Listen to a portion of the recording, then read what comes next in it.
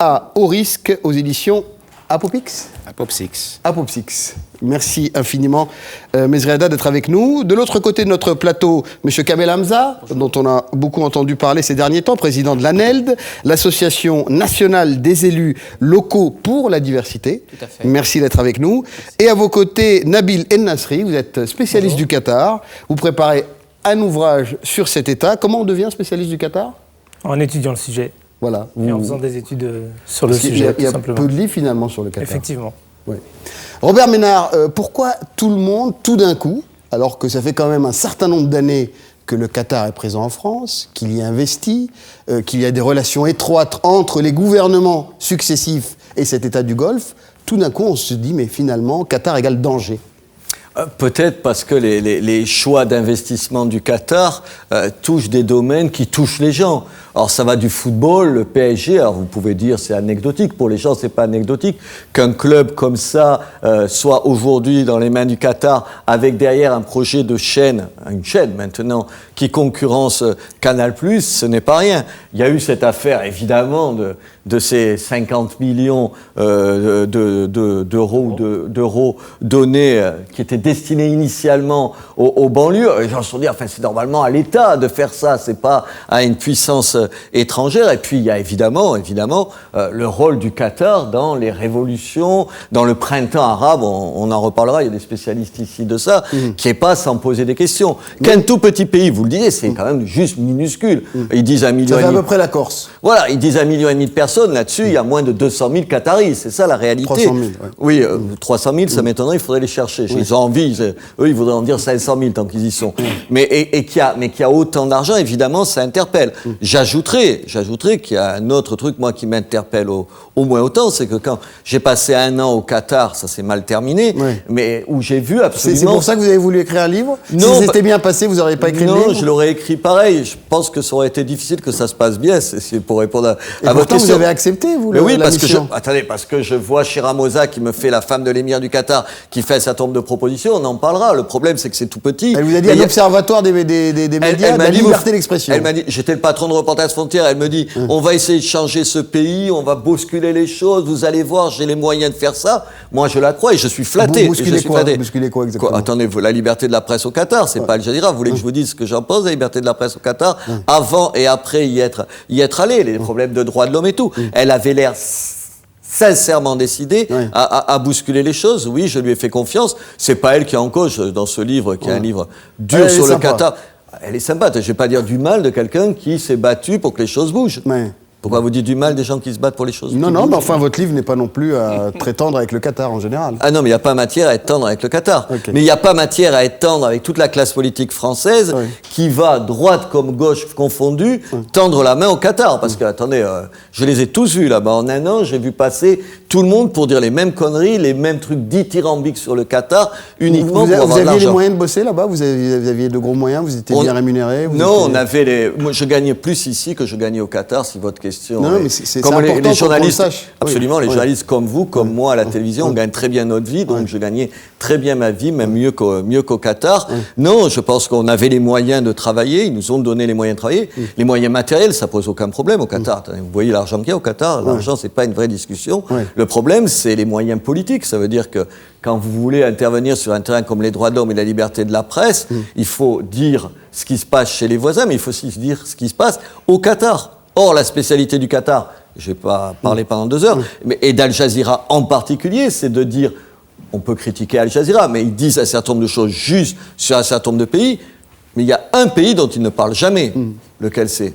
Le Qatar, bien sûr. Mesri Haddad, vous aussi, vous avez eu cette envie soudaine de vous exprimer sur le Qatar, alors que, et je répète ce que je disais à Robert Ménard, cet État a de très bonnes relations depuis un certain nombre d'années avec la France, qu'il y a investi de fortes sommes d'argent dans différents secteurs.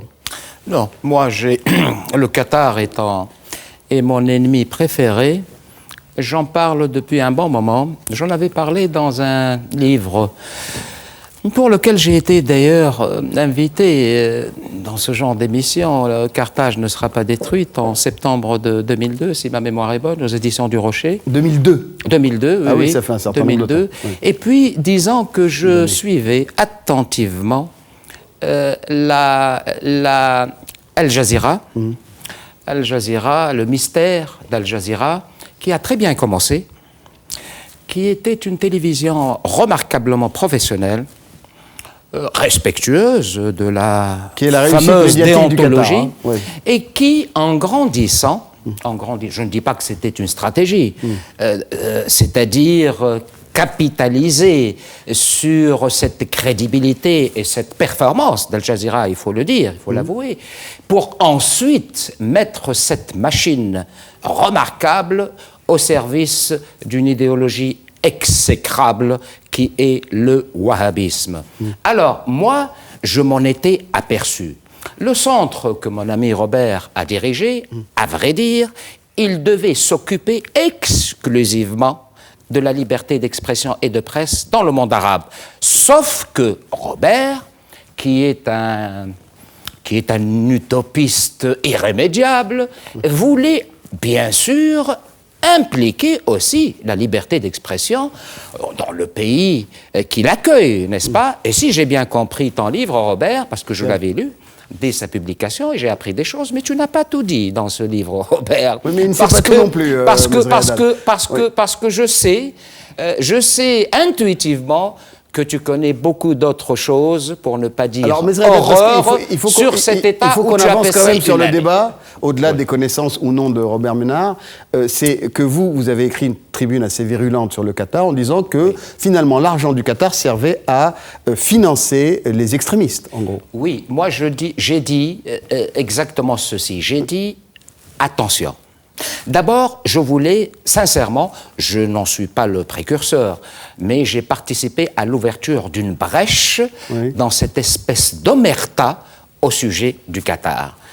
Sur le financement d'une idéologie extrême. Non, surtout. Ah, surtout. Sur mais le vous insistez quand même sur ce point. Sur le Qatar en tant qu'émirat minuscule, en effet, qui prend un poids de leadership dans le monde arabe, qui investit partout. Moi, je ne me prononce pas sur les investissements du Qatar. Je m'interroge sur certains investissements parce que le Qatar s'est senti en pleine euphorie révolutionnaire, conduisant avec Al Jazeera, avec ce que tu appelles la diplomatie du méga-chèque, Robert, dans ton livre, avec bien sûr les accointances et les amitiés à l'Élysée et partout ailleurs, c'est de la diplomatie. Cet État s'est senti suffisamment ami et frère, dans leur terminologie, de M. Sarkozy pour avoir l'outrecuidance et l'insolence de faire un investissement de type nettement communautariste. Eh bien, on va y revenir. Juste Nabil El Nasri sur la perception de cet émirat. Comment a-t-elle évolué dans le temps et pourquoi en est-on arrivé à cette division au sein de la société française sur ce que fait ou ne fait pas cet émirat en France? Moi, je pense que l'un des premiers éléments à mettre en évidence quand on parle du Qatar, c'est un peu la confusion qui règne autour de ce pays. Et au-delà de la confusion, c'est le rapport un peu névrotique que la classe politique et la société française en général a quand on discute et quand on envisage des relations avec le monde arabe au sens large. Et là, avec le Qatar, on s'en rend compte de manière assez importante. Le Qatar, il faut quand même rappeler ce que c'est un petit pays très riche et évidemment très vulnérable et très fragile.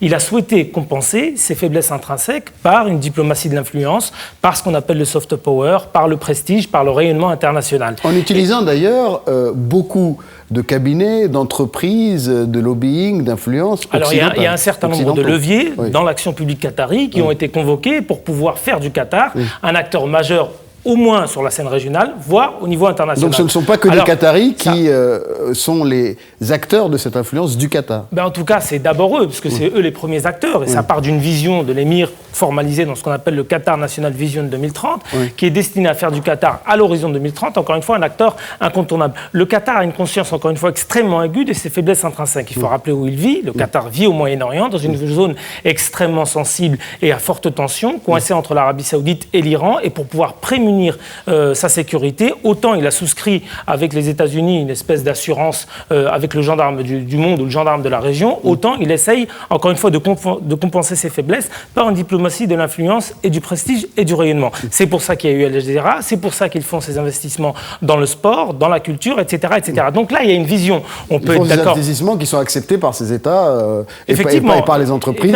Et ce qui est un peu Ils désolant... n'ont pas forcé ces personnes à accepter les investissements. Et ce qui est un peu désolant, c'est qu'on met une espèce de focus sur le Qatar. Or, quand on voit, et on élargit un petit peu la perspective, on voit qu'au Qatar, le Qatar investit beaucoup plus dans les pays anglo-saxons. Il investit davantage en Angleterre, aux États-Unis. Il investit également beaucoup en Espagne. Mais en France, on a toujours cette relation un peu compliquée, difficile avec le monde arabe qui biaise le débat. Il faut juste reprendre un petit peu plus de hauteur, dépassionner, décrisper ce qui se dit sur le Qatar. Il y a des choses qui sont bonnes, notamment Al Jazeera, et ça a été évoqué tout à l'heure. Bon, maintenant, Al Jazeera est davantage critiqué par rapport à ses couvertures au niveau de la crise libyenne et de la crise syrienne. Mais ce qu'elle a apporté en termes de bouffée d'oxygène pour les élans démocratiques du monde arabe, ça, personne ne peut le contester. Est-ce que je voulais... Alors vous allez tous réagir, mais avant cela, on va essayer de comprendre les raisons de cette frénésie d'achat du petit émirat du Golfe. Regardez.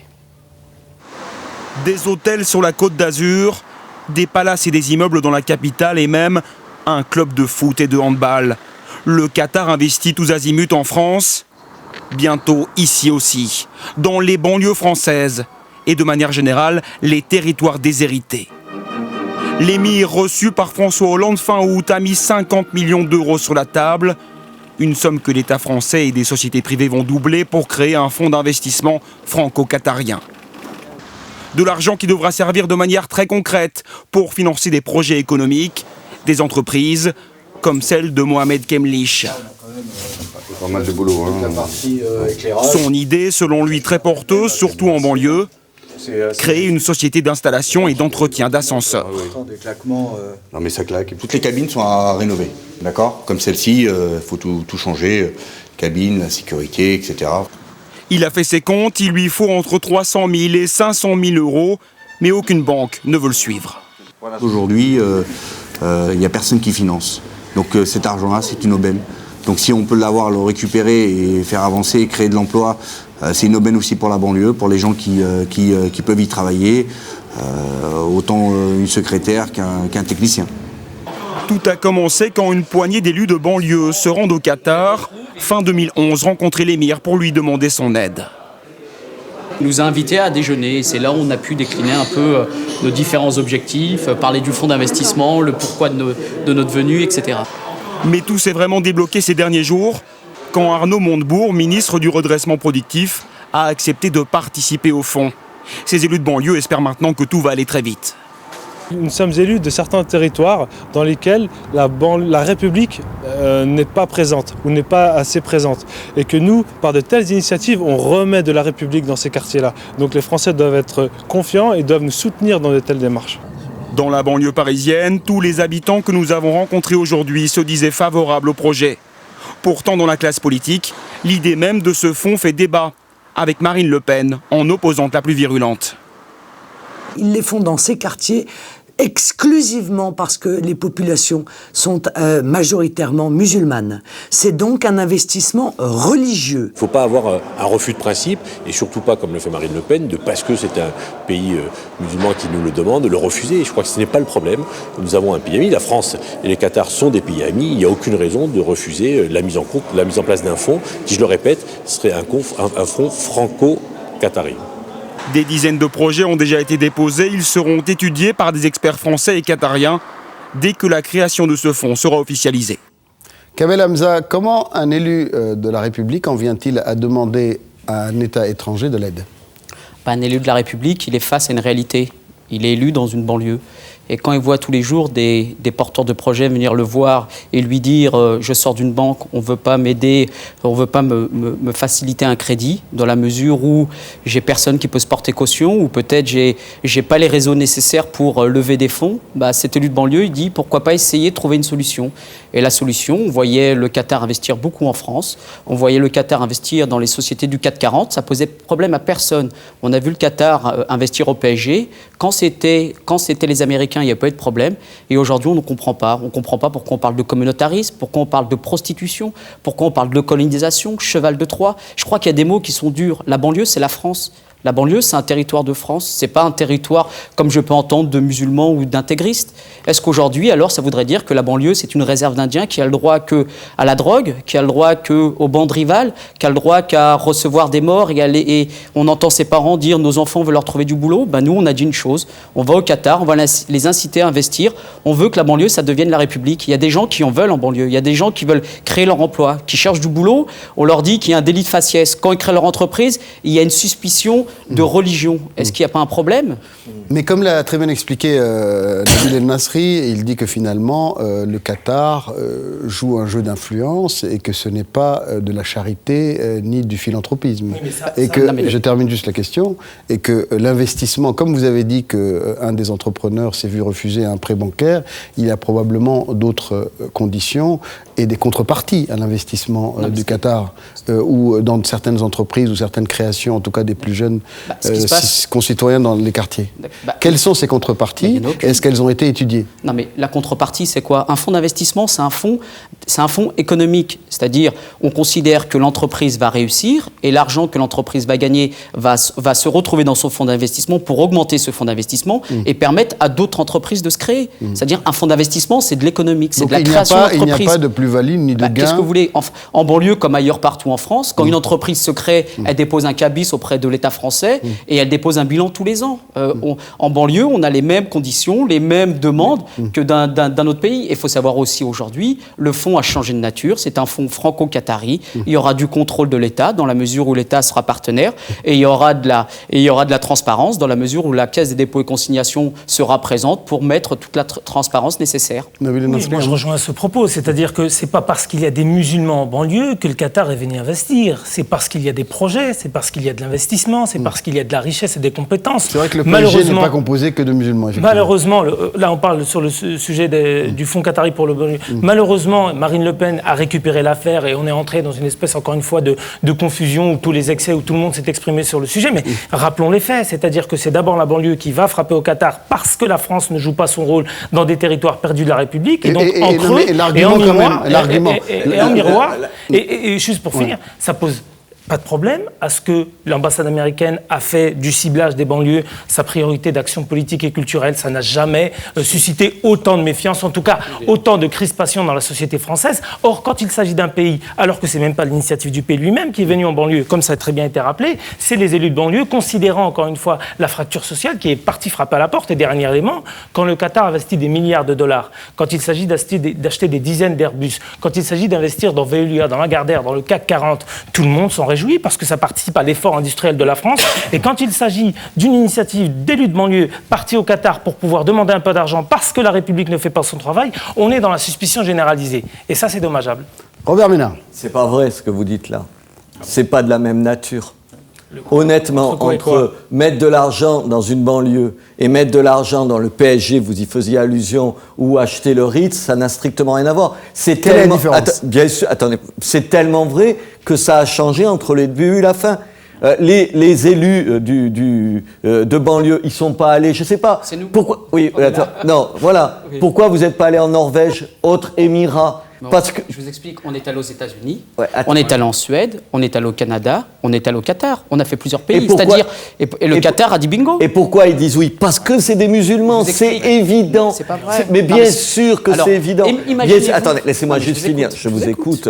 Je pense que c'est une... Attendez, vous avez compris, je pense que, oui, quand je vois les gens hurler parce que le Qatar met de l'argent dans le PSG en disant ils achètent un club de football, quand c'est de l'argent d'autres pays où le football c'est que de l'argent, personne ne trouve à redire. Ça me choque. Et je suis d'accord avec vous là-dessus. Donc je trouve ça scandaleux. Il y a beaucoup de commentaires également négatifs sur l'investissement du Qatar au sein du PSG. Il n'y a pas eu des commentaires négatifs, vous rigolez ou quoi ? Vous avez lu la presse ? Il y en a eu un paquet. Je trouve ça, je trouve ça dégueulasse parce que quand on me dit d'un coup, c'est l'argent qui est roi dans le foot, l'argent il est tout le temps roi du matin au soir. Donc attendez, pardon. Je termine. Je pense qu'il n'y a pas de problème. Je pense que sur les banlieues, ça posait un problème. Ça posait tellement un problème qu'aujourd'hui, le projet n'est plus le même. D'abord parce que l'État français et des entreprises françaises vont mettre de l'argent, et surtout parce qu'aujourd'hui, cet argent ne va pas aller que dans les banlieues. Sous-entendu, ne va pas aller que chez des chefs d'entreprise qui ont en commun avec le Qatar d'être pour la plupart musulmans. C'est ça la difficulté. Attendez. Maintenant, je vais vous poser une question. Attendez, je vais vous dire.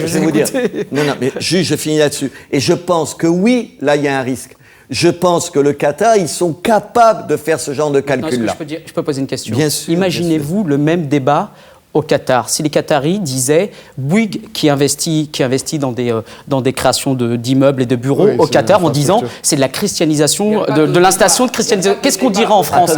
Non mais écoutez, laissez-moi. C'est entre le cheikh et Cheikh Hamza. Non, mais laissez-moi finir. Je vous pose la question. Si demain, tous les investissements français à l'étranger, on avait le Qatar qui posait le même débat là-bas, qu'est-ce qu'on dira en France? Qu'est-ce qu'on dira en France? Attendez. Mais vous avez la même suspicion. C'est-à-dire, je suis un élu. Est-ce que vous voyez un élu de la République ou vous voyez un musulman? Les deux. Pourquoi? Parce que quand vous allez chercher, dans cette affaire-là, il y a les deux. Mais attendez, c'est pas un procès que je vous fais. Mais si c'est un procès, parce que moi, quand je suis élu, quand je parle à la population, je ne regarde pas Mohamed, je regarde Michel, je réponds à la même problématique que Michel. Est-ce que vous pensez une seconde, sérieusement, que si c'était des élus de l'Aveyron, de la Creuse ou de l'Ariège qui étaient venus donner de l'argent Cher Ramosa qui fait appel à vous, c'est quoi? Parce que je suis patron de Reporters sans frontières. Alors ça veut dire que vous êtes un chrétien. Alors c'est de la christianisation. Il y avait une volonté de christianiser son... Mais bien sûr. Mais c'est la même chose.